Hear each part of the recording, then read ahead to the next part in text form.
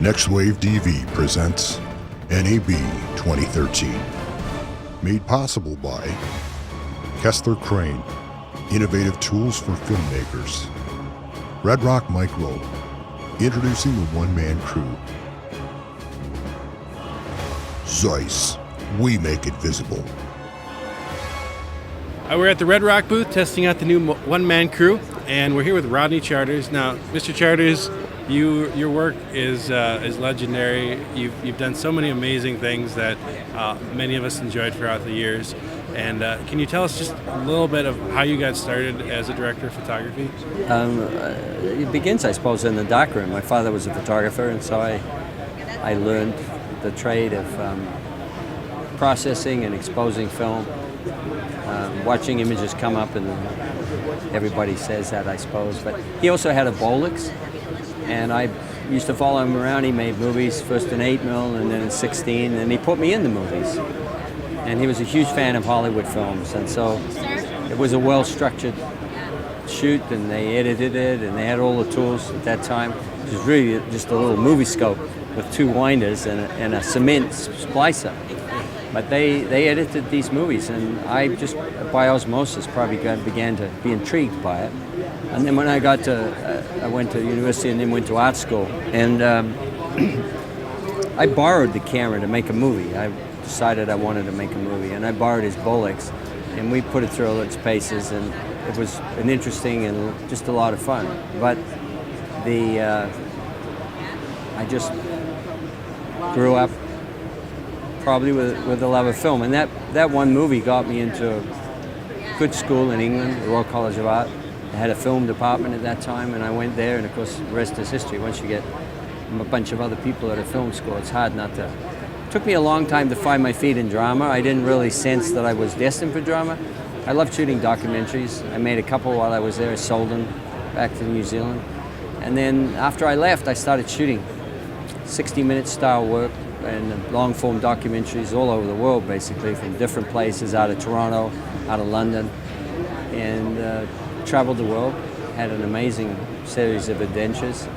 And then one day, Mark Irwin, current fellow ASC member, Canadian, who shot all of David Cronenberg's work, said, listen, I got this feature that I'm doing, and I need a B camera operator who's got a good eye and can shoot. And so I said, yeah, okay, I'm willing. And there ended up being 22 days of work, which was a lot, just doing B camera on a hockey movie called Youngblood with Patrick Swayze and Rob Lowe. And so that was my first drama experience. And he then had decided to leave David Cronenberg. Cronenberg was taking too long to write his next feature. And so he started working in the States, and he actually moved to the States. And he said, look, I'm moving. I got this series. I want you to do it.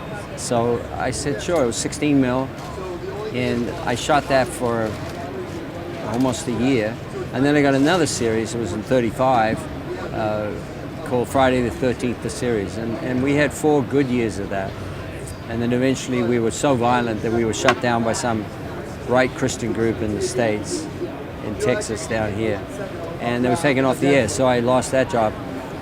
And I continued to shoot drama from then on in. Lots of Toronto gigs, and then Vancouver, back and forward, and then eventually Nash Bridges was gearing up, and the director who would come up to do an episode of Hat Squad or something in Vancouver, he said, do you want to come and meet Don Johnson? I think you're the guy for Nash Bridges. So I went to LA, met Don, and we got on fine, and so I ended up shooting that for the first 13 episodes. Then I left and went to Europe on the feature, which that director had managed to get, called Cull the Conqueror. And that was 7 months in Europe, traveling all throughout the Adriatic and Bratislava, a lot of old castles, forts, slave galleons on the Danube. And we had an enormous amount of fun, a lot of extras, big battles at night, and horses and broadswords and everything, I suppose, that is now taking place on Game of Thrones, the same kind of thing. So that was about 10 or 12 years ago. So I did that, and then gradually segued into more and more American work. And then eventually they tapped me for 24, and I took over on that show. I didn't do the pilot, but I did the second episode. We reshot a little bit of the pilot, and Peter Levy had shot that for our director, and so I stayed on that for. I think they were saying introducing me just now is 194 episodes, so it was a long gig. And then after that, there was a little bit of uncertainty. You know, you're not sure. You get typecast. Oh, he's the guy that does, spy set.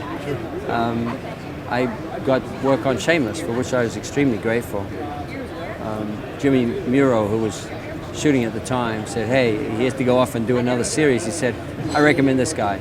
And so I met with John Wells and got the job and loved doing it. But in the breaks, I was going off and doing pilots, and I did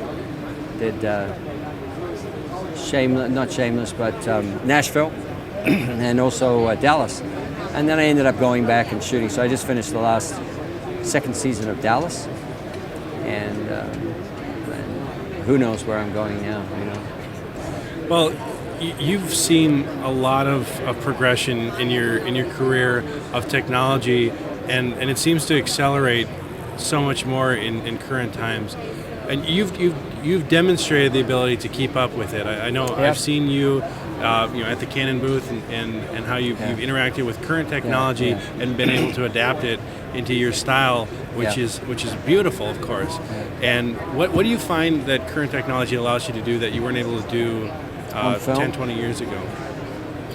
Firstly, shoot at unbelievably low light levels, which presents all kinds of interesting possibilities about where you can shoot and how you can shoot spaces that would have been denied to you on film because you wouldn't have been able to get access to put in lighting. The lighting would have been too big. They didn't want you to damage anything inside these rooms or the houses that we go into now. We're deeply challenged. We went into a $24 million house in Dallas recently, and it had a 40-foot ceiling with a giant walk-in fireplace, and we were not allowed to touch anything. It was like a museum. They had a walkway at second floor level, so we ended up putting max arms out and hanging them out with 20-foot pipe on them, and got about 30 feet and put chimeras, excess chimeras with 4 bulbs, 4 100-watt bulbs. We've given up on the 200s, it's too bright. And we probably use 1 or 2 bulbs, 200 through a chimera with honeycomb, and then one by one. So we put up hung 4 or 5 lights to help with the set and light the set, but they were all coming off the balcony with these big max arms. And you learn to utilize. I saw that max. I've been carrying that for 7 or 8 years. They won an Academy Award this year. I had to write a letter and say how much I think this tool is so amazing. It's basically a car hoist. You take a motor out of a car. It's the same structure, and they've just put a big long arm on it. I actually have the Mini Max, and I use it on set all the time. Oh, I know, it's fantastic. It's a great tool, and we first used it on 24 when we whacked President Palmer, so that goes back a long time, 2002. And we were on the 9th floor of a place down in Beverly Hills, and they wanted us. We couldn't do anything. There was no buildings, tall buildings opposite. We're completely under the control of where we were. The kind of thing that we're doing on the Alexa now. But it was a night interior, and they wanted to light this. And I said, okay, it will take a 4K, 17 feet out. So we did that. And then I began to fall in love with it. The next thing we know, we put a piece of pipe on, put Kinos on it because they didn't weigh anything. We get out to almost 30 feet. And that's a huge tool. You know, the Biltmore Hotel, a very beautiful paneled room in the walkway there. You can't go near the walls there. And you want to do a 180-degree pan, you got to be underneath this kit. And you can get out far enough to put a backlight on a walking couple or something. And I insist on 2 of them now. I can't work without them. I give up 18Ks and all that kind of thing. I need to keep my 12Ks. We have at least my Kinophones, we have a core package of Kinos. And now we're putting LEDs in them because we want them to dim.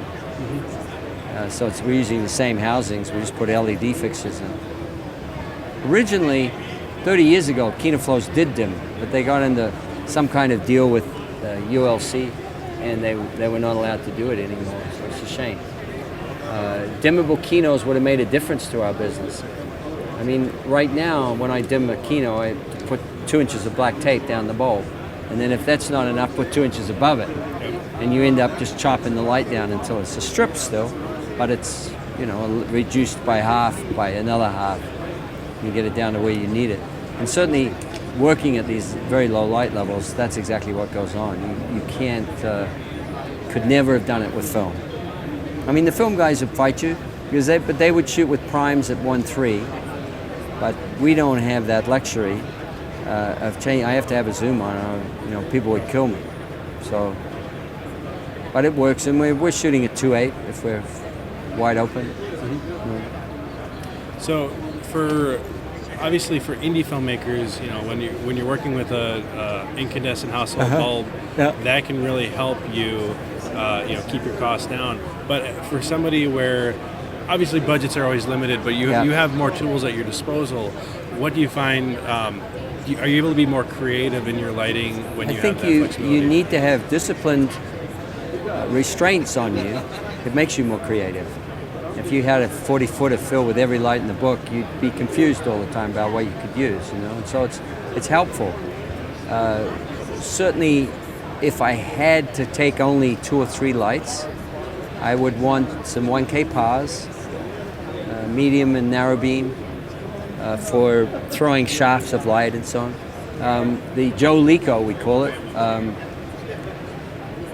a projector LTC theater lamp with a plastic lens, but with an 800 watt HMI bulb in the back. That's a very beautiful lamp to cut daylight, matches daylight of course, to cut shaped, hot pieces of color in the background. Great, great creative tool. Then I want some 1x1 panels. They're my standard go-to, with honeycombs, because it's nice to be able to control the spread a bit. Sure, yeah. Or with the chimera, have them both. And you get by on that perfectly. I mean, it's always nice to have Kino flows. I particularly like the 8-foot megas. They wrap around. The women like that a lot. And it's more convenient to mount and source. And they have a 2K spud on them, so it's a little more challenging, but it's doable. And then again, the Maxime comes to bear, so you don't attach to anything in an existing structure.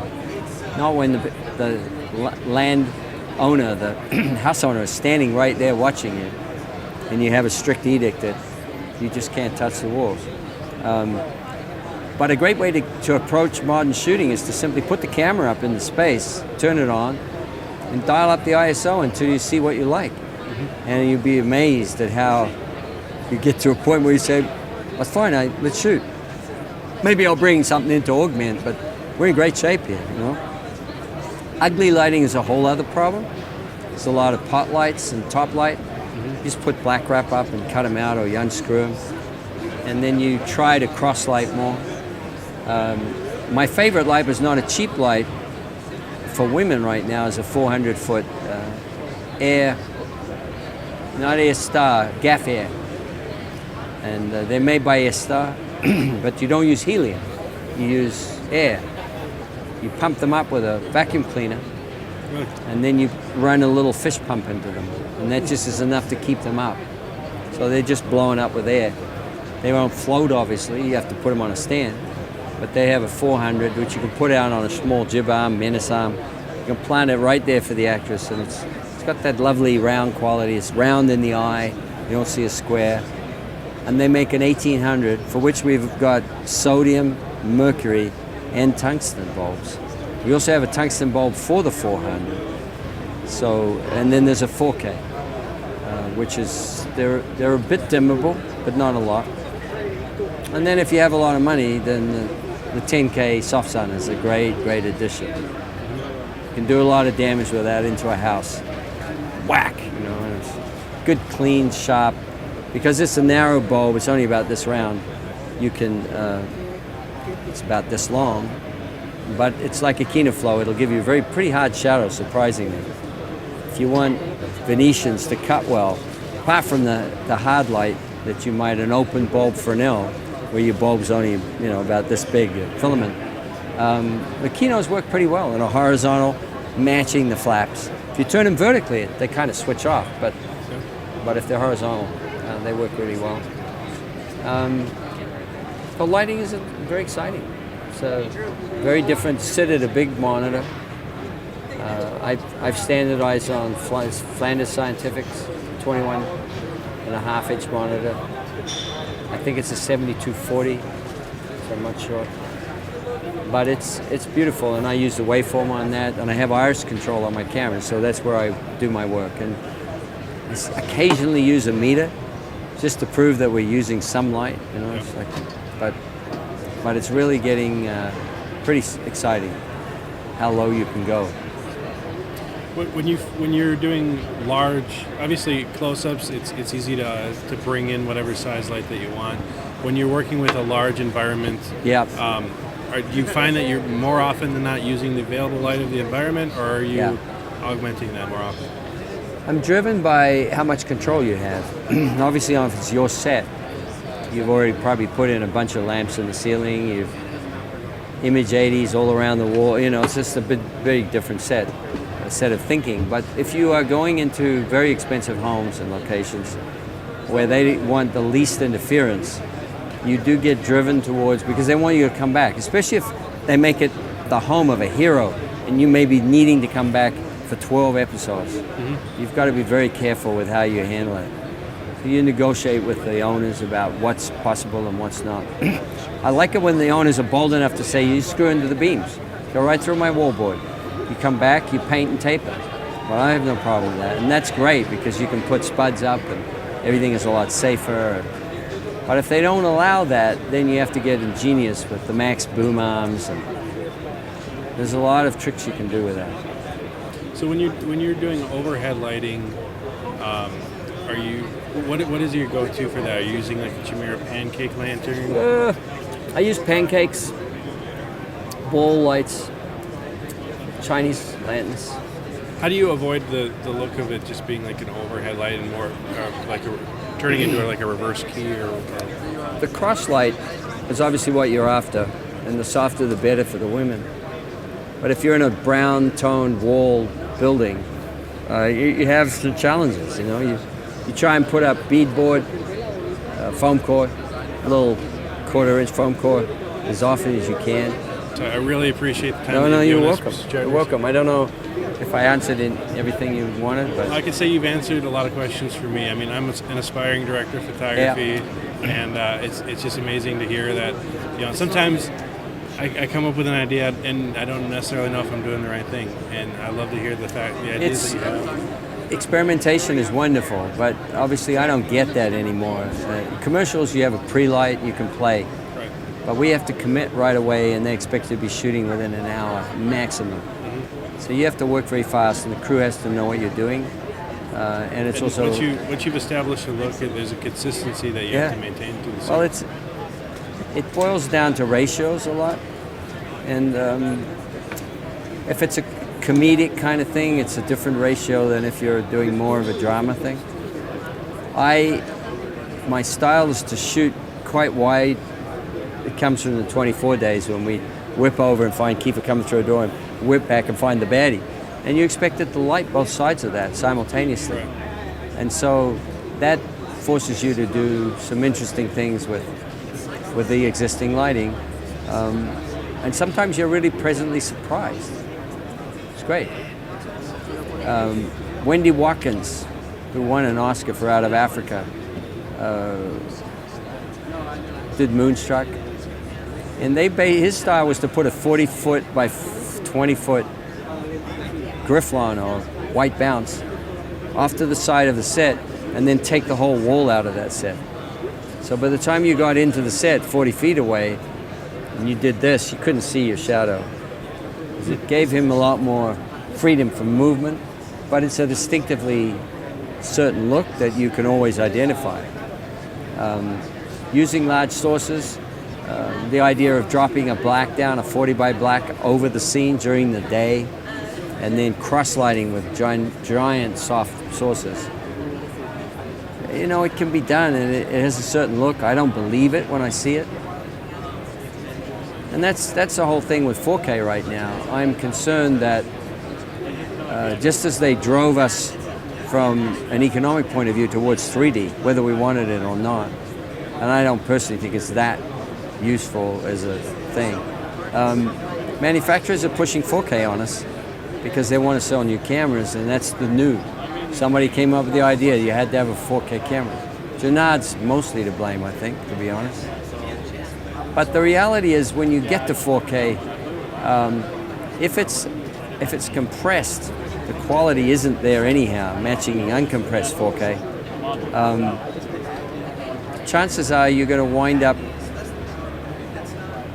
suspending disbelief for an audience. And certainly The Hobbit showed that, in that the numbers of people who saw it in the high resolution 48 frame, forget that, but even the 24 frame single channel was not that great, and it wound up going back to the 2D.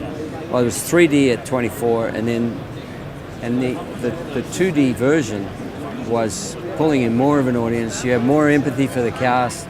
You reacted more with the audience that you were with. Mm-hmm. That was a completely different movie experience. While the other one was a little sterile, generally, and you really had to fight to remember why you were watching it, because you're watching all the details that go to make the sets. You know, whereas when there's just a little bit less resolution, you can suspend your disbelief and get into the story. And so I'm not so sure whether 4K, it's a marketing gig right now. Very, very good 2K gets blown up regularly to 4K, and nobody notices it. So Subscribe to NextWaveDV, where filmmakers get educated.